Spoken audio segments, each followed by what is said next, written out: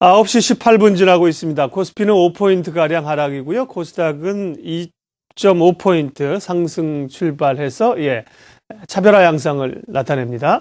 출발 전략 세워보겠습니다. 김성훈 팀장, 김기화 연구위원 함께 하겠습니다. 김성훈 팀장님. 급등 이후에 어제 오늘 조금 숨고르기 양상이죠? 어떻게 보세요? 네.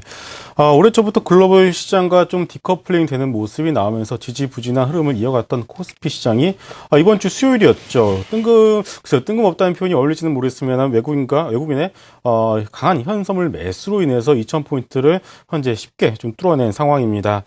솔직히 이번 급등에 대해서 누구 하나 좀 속 시원한 이유를 좀 말하지 못하고 있는 상황이라고 볼 수가 있는데요. 이런 갑작스러운 급등에 따른 전략이 어떻게 세워야 될지 여부도 좀 모두가 좀 고민을 해볼 부분이지 않나 싶습니다. 그래서 이런 부분들에서 잠시 살펴보고 대응 전략을 한번 세워보도록 할 텐데요. 자, 먼저 이번 상승의 원인으로 좀 찾아볼 수 있는 것들이 몇 가지가 있습니다. 일단 표면적인 이유를 든다고 한다면은 그동안 글로벌 경제의 마이너스 요인이었던 유럽 경기가 좀 회복되는 국면이 보인다라는 점, 그리고 일본의 가파른 엔저에 따른 무역 수지 적자의 확대에 따른 엔저의 어떤 흐름의 속도의 변화 가능성이 있다라는 점도 이제 이번 시장 상승의 원인으로 좀 들 수가 있겠고요.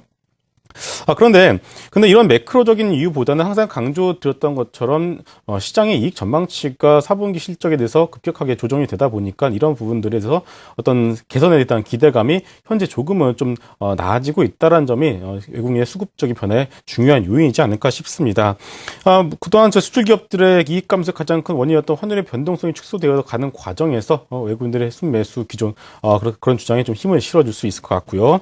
그렇기 때문에 일단 전반적으로 시장의 하방 지지에 대한 기대감은 지난주보다는 더 높아졌다는 판단을 하고 있습니다. 그 얘기는 일단 추가적인 조정이 나올 때는 좀 매수에 가담을 하셔도 좋다라는 말씀을 좀 드리고 싶고요.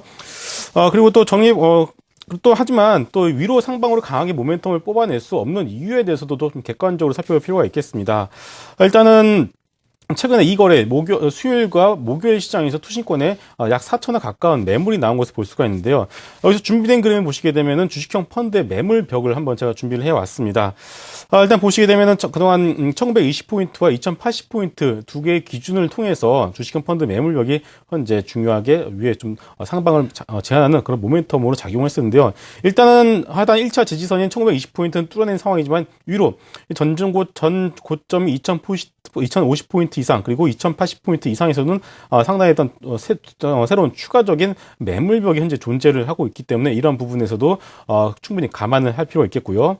그렇기 때문에 일단 전략을 말씀을 드리자면은 절대로 추격 매수 하시게 되면은 일단 이런 투신권의 매물 부담 어떤 가로막힐 수가 있기 때문에 일단 업종별 최선호주 위주로 종목들을 압축하신 이후에 다음 주에 2000포인트 언저리 부분에서 추가적인 조정이 나올 시에 이들 종목들에서 좀 소폭 분할 매수를 통해서 접근하시는 전략이 현재로서는 유효하다고 좀 정리를 해보도록 하겠습니다.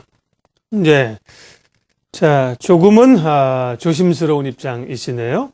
김기화 의원께서는 중국 휴대폰 업체 성장과 관련된 이야기인데 중국의 업체들이 성장하는데 국내 기업들의 또 수혜주가 있나요? 네, 그렇습니다. 아무래도 중국 휴대폰 업체들이 성장을 하면서 국내 그 업체들에 대해서 납품을 하는 업체라든지 중국 현지에서 또 부품을 생산하는 이런 업체들이 있기 때문에 우리나라 그 휴대폰 업체들도 좀 눈여겨보자 이런 취지로 오늘 말씀을 드려볼 텐데요. 일단 중국 휴대폰 시장이 계속해서 성장을 하고 있습니다. 글로벌 시장 중에서 중국 시장이 가장 빠른 그런 추세로 성장을 하고 있는 그런 모습이고요. 글로벌 스마트폰 시장에서 중국 시장 비중이 벌써 25.6% 정도로 아주 빠르게 상승을 하고 있습니다. 이 이면에는 중국 정부에서 각종 지원을 하고 있기 때문이기도 한데 각종 세제 지원이라든지 아니면 편의를 이런 기업들에게 제공을 하고 있기 때문입니다. 그 중에서도 중국 휴대폰 업체들이 아주 빠르게 성장을 하고 있는데요. 중국의 이동통신 보급률은 벌써 80.6%에 육박을 했습니다. 로컬 중국 휴대폰 제조업체는 그 시장 점유율은 38.8%, 우리나라 삼성전자에 이어서 2위를 차지하는 그런 모습을 보여주고 있고요. 2010년에는 이 중국 업체들이 12.1%밖에 되지 않았습니다. 기술력이라든지 아무래도 이제 애플이라든지 삼성전자, 노키아 이런 굴지적인 세계 기업들의 그런 기술력에 밀렸기 때문에 아무래도 점유율이 좀 낮았었는데 2012년에는 벌써 3배 이상 초과 성장을 하는 그런 모습을 볼 수가 있겠고요. 그리고 로컬 업체 스마트폰 시장 점유율은 52%가 되고 있습니다. 2010년 스마트폰 시장 점유율은 7.4%밖에 되지 않았는데 무려 7배가 성장을 하는 그런 모습을 보여주고 있다. 이렇게 좀 말씀을 드릴 수가 있겠고요. 그렇다면 중국 로열 업체의 강점은 무엇인가? 이렇게 좀 말씀을 드려보자면은 중저가에서 이제 경쟁력을 보유를 하고 있고요. 하드웨어 스펙은 글로벌 선도 업체, 삼성전자라든지 애플 이런 것들에 비교를 해서 거의 이제 근접을 하는 그런 수준까지 올라왔습니다. 그리고 낮은 제로비라든지 인건비로 인해서 가격 경쟁력을 갖췄다는 점, 그리고 선진 시장에서 점유율 상승은 이제 더 이상은 쉽지는 않을 전망이다. 이런 점에서 우리는 중국 휴대폰 업체 그리고 우리나라 그 납품을 하는 국내 업체들 이런 업체들을 좀 눈여겨 보시면 좋겠는데. 국내 소외 업체로 이제 기준을 삼아봤습니다. 글로벌 휴대폰 제조사라든지 아니면 중국 로컬 기업과 긴밀한 관계를 유지를 하고 있어야 되고요. 그리고 경쟁사들에 비해서 품질이라든지 원가에서 이런 비교 우위를 차지를 하고 있어야 되고요. 그리고 마지막으로는 이제 높은 진입 장벽이 있어서 이런 종목들이 다른 중국 로컬 업체들이 이렇게 진입을 하지 못하는 그런 모습을 볼 수가 있어야 됩니다. 따라서 이제 제가 표로 이렇게 좀 준비를 해봤는데요. 일단 이 표를 보시면은 우리나라 국내 소외 업체가 중국 쪽에서 이제 그 점유율이라든지 매출 기여율이 높은 그런 업체들입니다. 다들 아실만한 그런 종목들인데요. 이노칩, 아모텍, 그리고 와이솔, 그리고 유원컴텍 이런 종목들이 있습니다. 일단 이노칩은 22% 중국향 매출 기여도를 펼치고 있고요. 정전기라든지 자기장 필터를 중국 내에서 이제 점유율을 1위를 하고 있는 그런 업체이고요. 아모텍 역시 안테나 제품군에서 이제 고동장을 펼치면서 중국 관련 매출 비중이 가장 높은 그런 기업 중에 하나입니다.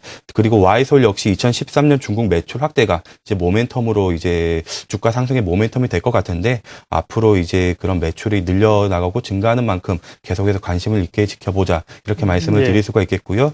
마지막으로 유원컴텍이라는 종목, 자회사인 유원화양이라는 종목이 중국에 이제 있습니다. 이런 유원화양의 공장의 가동률이 상승을 하고 있고 추가 증설을 준비를 하고 있기 때문에 주가 역시 앞으로 상승을 할 수 있는 그런 요소가 있다. 이렇게 보시고 이 네 가지 종목 관심 있게 지켜보시면 좋을 것 같습니다. 예, 오늘 동시효과부터 출발 전략까지 두 분 함께 해주셨습니다. 코리안베스트 김성훈 팀장, IBK 투자증권 목동지점 김규화 연구위원이었습니다. 고맙습니다.